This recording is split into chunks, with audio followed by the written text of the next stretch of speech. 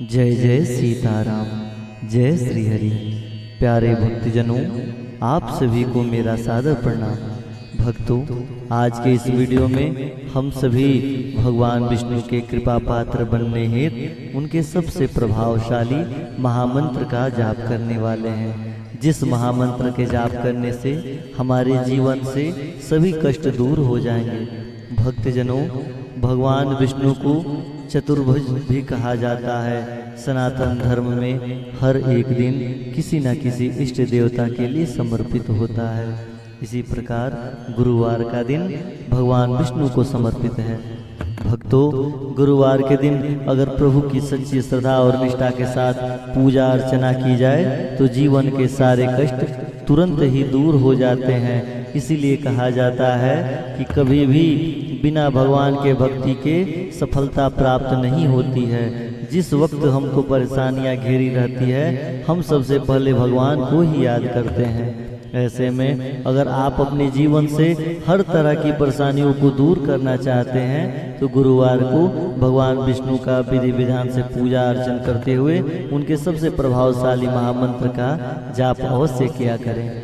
भक्तजनों, गुरुवार का दिन देवी देवताओं के गुरु बृहस्पति का भी दिन माना गया है। गुरुवार का व्रत करके भगवान विष्णु का पूजन करके बहुत ही लाभ की प्राप्ति किया जाता है। कहते हैं कि भगवान विष्णु जीवन के हर बाधा को मुक्त कर देते हैं और भक्तों पर बड़ा कृपा बरसाते हैं। अगर आप गुरुवार के महामंत्र का जाप करना शुरू कर दें तो श्री विष्णु भगवान स्वयं प्रसन्न होके अनंत फल की प्राप्ति करा देंगे। श्री विष्णु भगवान के मंत्र के जाप से जीवन के सारे कष्ट दूर होकर हम सुख और शांति की प्राप्ति कर लेंगे। विष्णु जी की पूजा भजन स्मरण और मंत्र जाप करने से भगवान विष्णु जी जल्दी प्रसन्न हो जाते हैं। तो आइए भक्तजनों, ज्यादा विलंब ना करते हुए भगवान विष्णु की कृपा पात्र बनने हेतु और उनकी कृपा को प्राप्त करने हेतु उनके सबसे प्रभावशाली महामंत्र का जाप हम और आप मिलकर 108 बार करते हैं और श्री विष्णु भगवान के सानिध्य में चलते हैं। जय जय श्री विष्णु भगवान।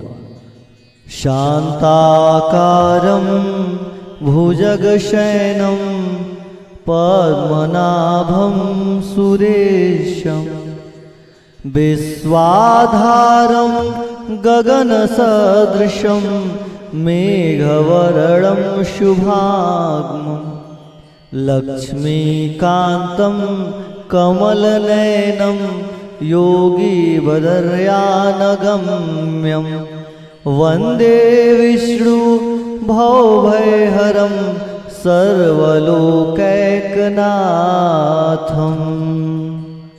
शान्ताकारं भुजगशयनं पद्मनाभं सुरेशं विश्वाधारं गगनसदृशं मेघवर्णं शुभांगं लक्ष्मीकान्तं कमलनयनं योगीवरयानगम्यं वन्दे विष्णु भवभयहरं सर्वलोकैकनाथं। शान्ताकारं भुजगशयनं पद्मनाभं सुरेशं विश्वाधारं गगनसदृशं मेघवर्णं शुभांगं लक्ष्मीकान्तं कमलनयनं योगीवरयानगम्यं वन्दे विष्णु भवभयहरं सर्वलोकैकनाथं।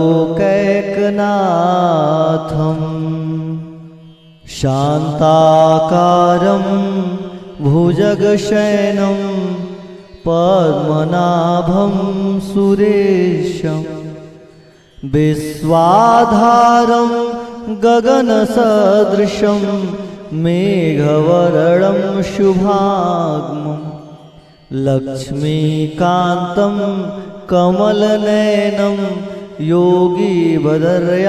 योगीवरयानगम्यं वन्दे विष्णु भवभयहरं सर्वलोकैकनाथम् शान्ताकारं भुजगशयनं पद्मनाभं सुरेशं विश्वाधारं गगनसदृशं मेघवर्णं शुभांगं लक्ष्मीकान्तं कमलनयनं योगीवरयानगम्यं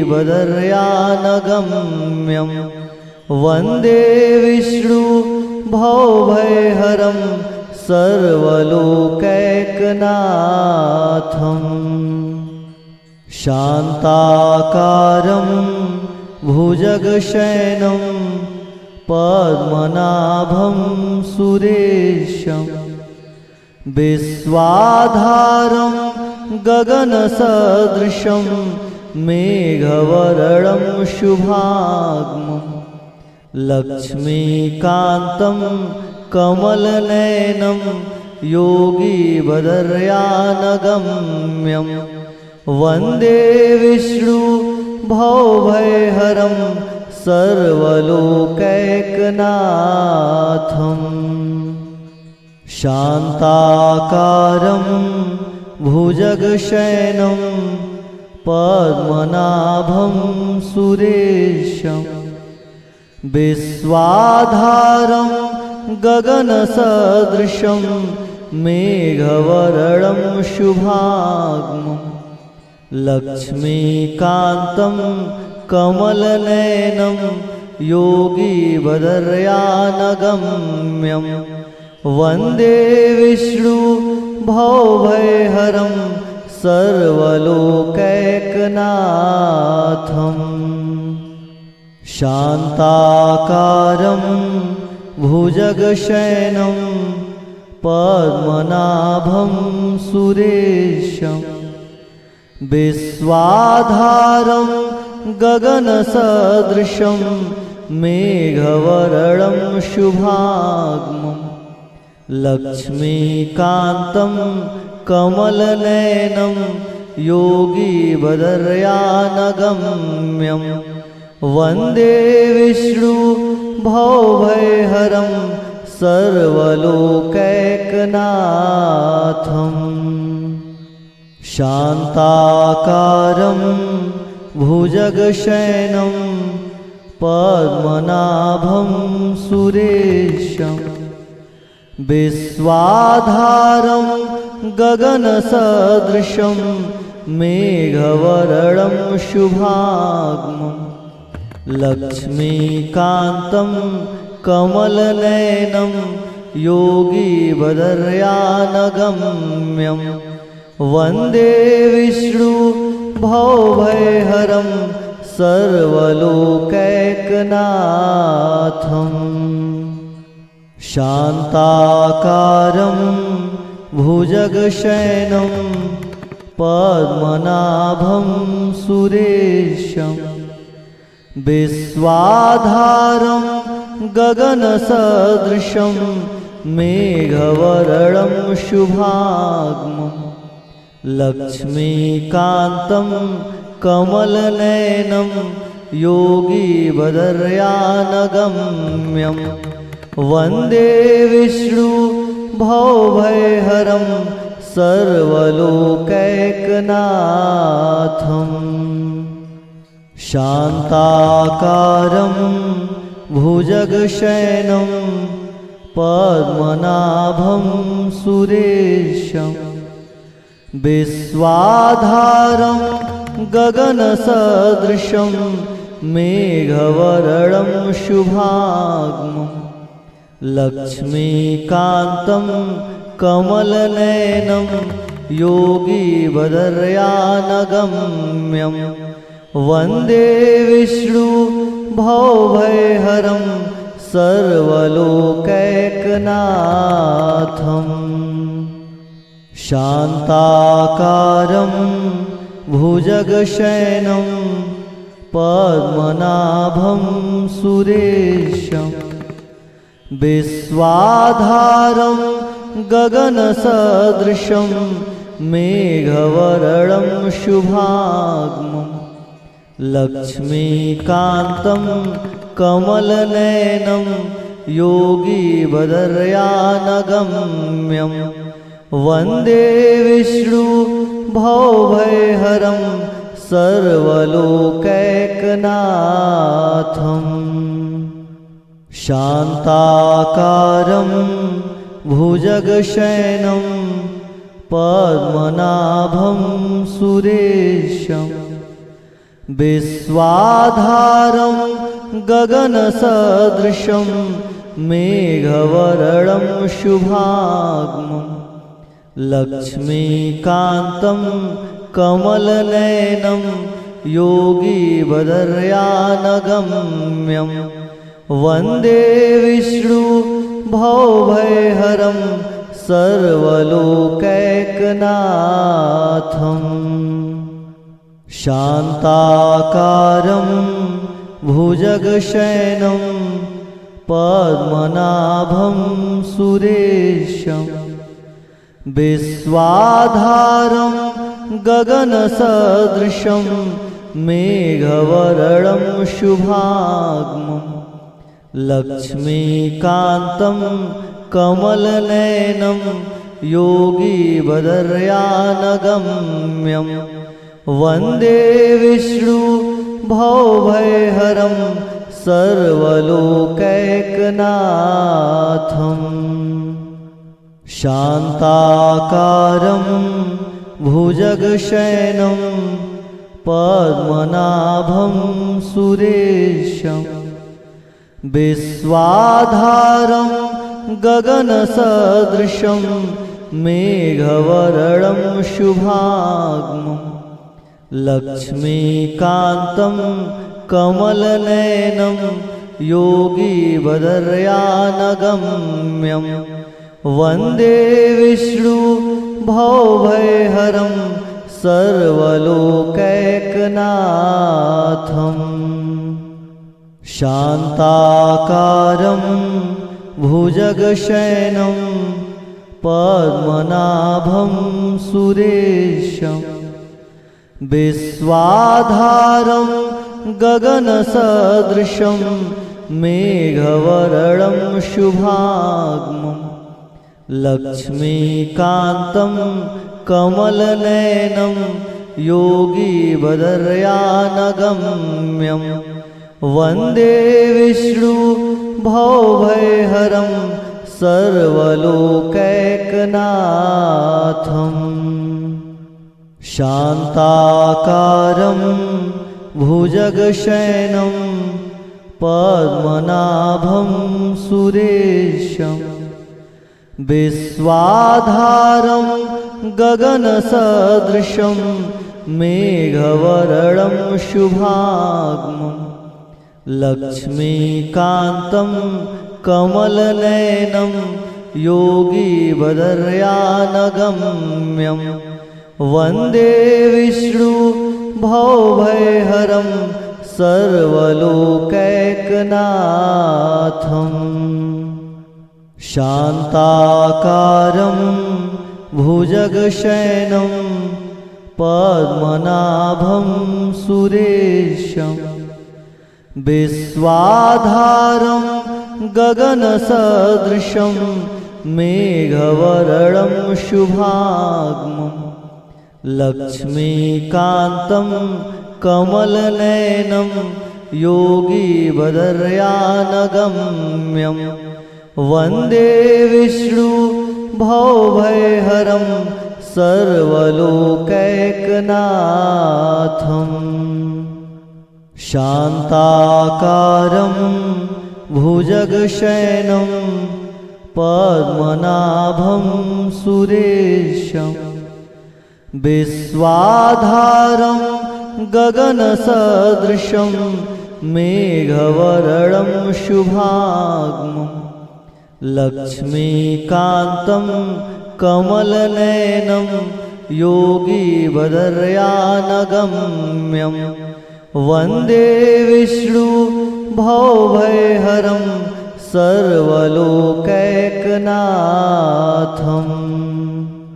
शान्ताकारं भुजगशयनं पद्मनाभं सुरेशं विश्वाधारं गगनसदृशं मेघवर्णं शुभांगं लक्ष्मीकान्तं कमलनयनं योगीवरयानगम्यं वन्दे विष्णु भवभयहरं सर्वलोकैकनाथम्। शान्ताकारं भुजगशयनं पद्मनाभं सुरेशं विश्वाधारं गगनसदृशं मेघवर्णं शुभांगं लक्ष्मीकान्तं कमलनयनं योगीवरयानगम्यं वन्दे विष्णु भवभयहरं सर्वलोकैकनाथम्। शान्ताकारं भुजगशयनं पद्मनाभं सुरेशं विश्वाधारं गगनसदृशं मेघवर्णं शुभांगं लक्ष्मीकान्तं कमलनयनं योगीवरयानगम्यं वन्दे विष्णु भवभयहरं सर्वलोकैकनाथम्। शान्ताकारं भुजगशयनं पद्मनाभं सुरेशं विश्वाधारं गगनसदृशं मेघवर्णं शुभांगं लक्ष्मीकान्तं कमलनयनं योगीवरयानगम्यं वन्दे विष्णु भवभयहरं सर्वलोकैकनाथम्। शान्ताकारं भुजगशयनं पद्मनाभं सुरेशं विश्वाधारं गगनसदृशं मेघवर्णं शुभांगं लक्ष्मीकान्तं कमलनयनं योगीवरयानगम्यं वन्दे विष्णु भवभयहरं सर्वलोकैकनाथम्।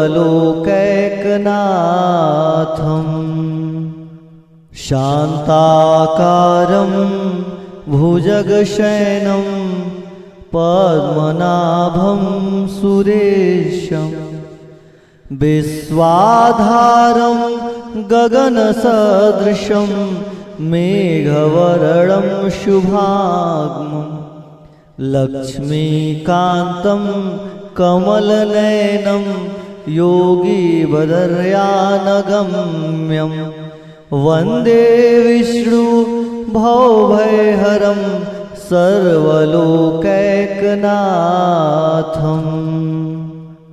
शान्ताकारं भुजगशयनं पद्मनाभं सुरेशं विश्वाधारं गगनसदृशं मेघवर्णं शुभांगं लक्ष्मीकान्तं कमलनयनं योगीवरयानगम्यं वन्दे विष्णु भवभयहरं सर्वलोकैकनाथम्।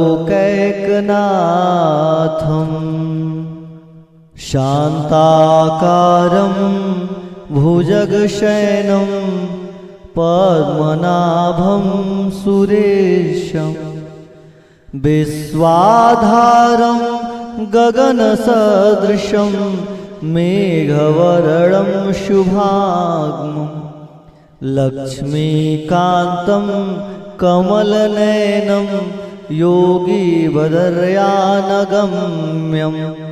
वन्दे विष्णु भवभयहरं सर्वलोकैकनाथम्। शान्ताकारं भुजगशयनं पद्मनाभं सुरेशं विश्वाधारं गगनसदृशं मेघवर्णं शुभांगं लक्ष्मीकान्तं कमलनयनं योगीवदर्यानगम्यं वन्दे विष्णु भवभयहरं सर्वलोकैकनाथम्। शान्ताकारं भुजगशयनं पद्मनाभं सुरेशं विश्वाधारं गगनसदृशं मेघवर्णं शुभांगं लक्ष्मीकान्तं कमलनयनं योगीवदर्यानगम्यं वन्दे विष्णु भवभयहरं सर्वलोकैकनाथम्। शान्ताकारं भुजगशयनं पद्मनाभं सुरेशं विश्वाधारं गगनसदृशं मेघवर्णं शुभांगं लक्ष्मीकान्तं कमलनयनं योगीवदर्यानगम्यं वन्दे विष्णु भवभयहरं सर्वलोकैकनाथम्। शान्ताकारं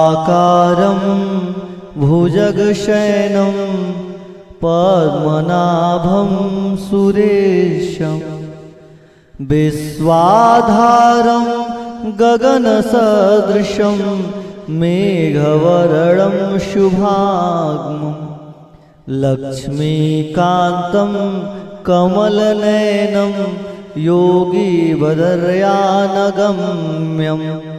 वन्दे विष्णु भवभयहरं सर्वलोकैकनाथम्।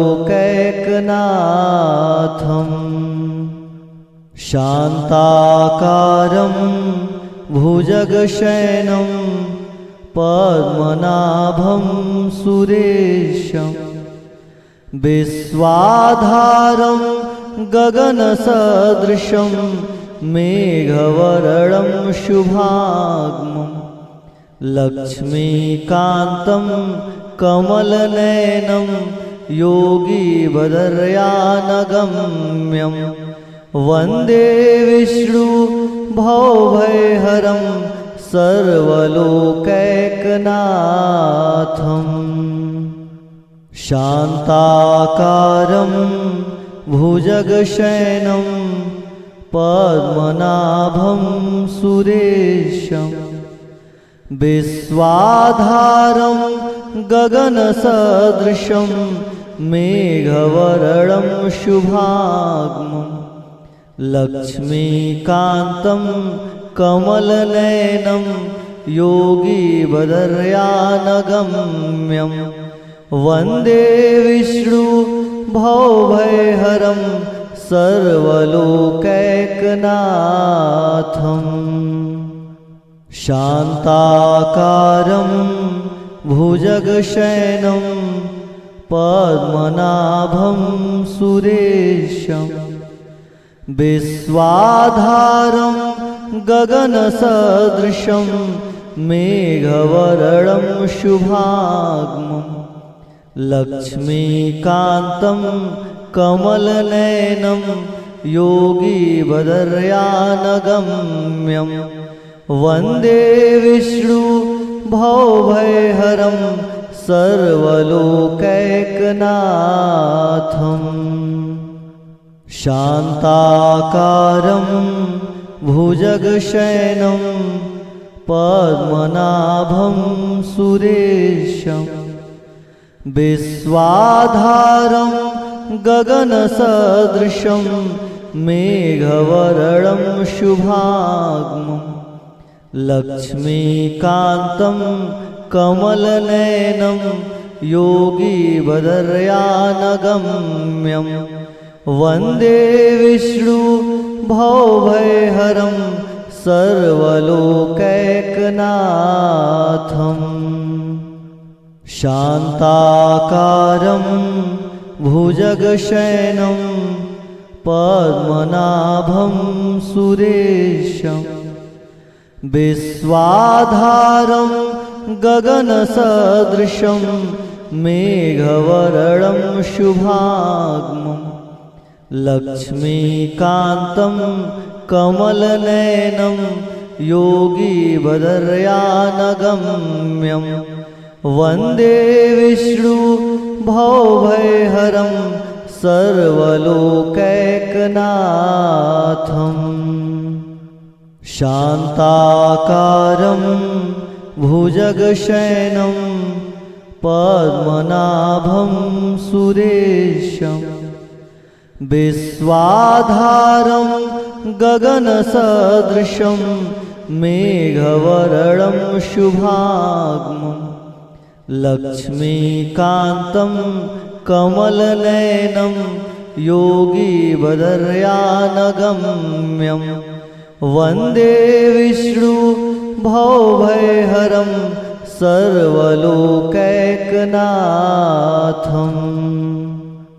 शान्ताकारं भुजगशयनं पद्मनाभं सुरेशं विश्वाधारं गगनसदृशं मेघवर्णं शुभांगं लक्ष्मीकान्तं कमलनयनं योगीवरयानगम्यं वन्दे विष्णु भवभयहरं सर्वलोकैकनाथम् शान्ताकारं भुजगशयनं पद्मनाभं सुरेशं विश्वाधारं गगनसदृशं मेघवर्णं शुभांगं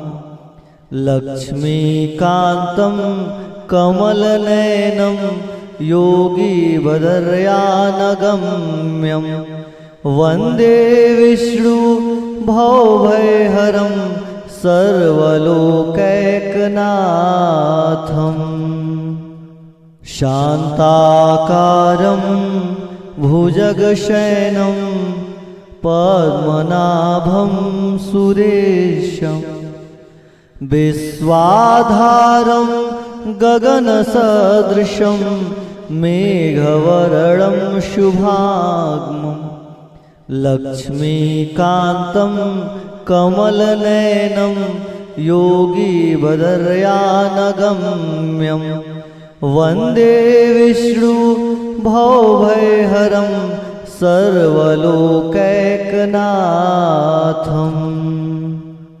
शान्ताकारं भुजगशयनं पद्मनाभं सुरेशं विश्वाधारं गगनसदृशं मेघवर्णं शुभांगं लक्ष्मीकान्तं कमलनयनं योगीवरयानगम्यं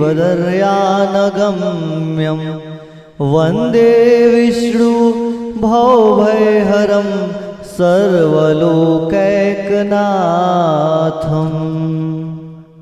शान्ताकारं भुजगशयनं पद्मनाभं सुरेशं विश्वाधारं गगनसदृशं मेघवर्णं शुभांगं लक्ष्मीकान्तं कमलनयनं योगीवरयानगम्यं वन्दे विष्णु भवभयहरं सर्वलोकैकनाथम् शान्ताकारं भुजगशयनं पद्मनाभं सुरेशं विश्वाधारं गगनसदृशं मेघवर्णं शुभांगं लक्ष्मीकान्तं कमलनयनं योगीवरयानगम्यं वन्दे विष्णु भवभयहरं सर्वलोकैकनाथम्।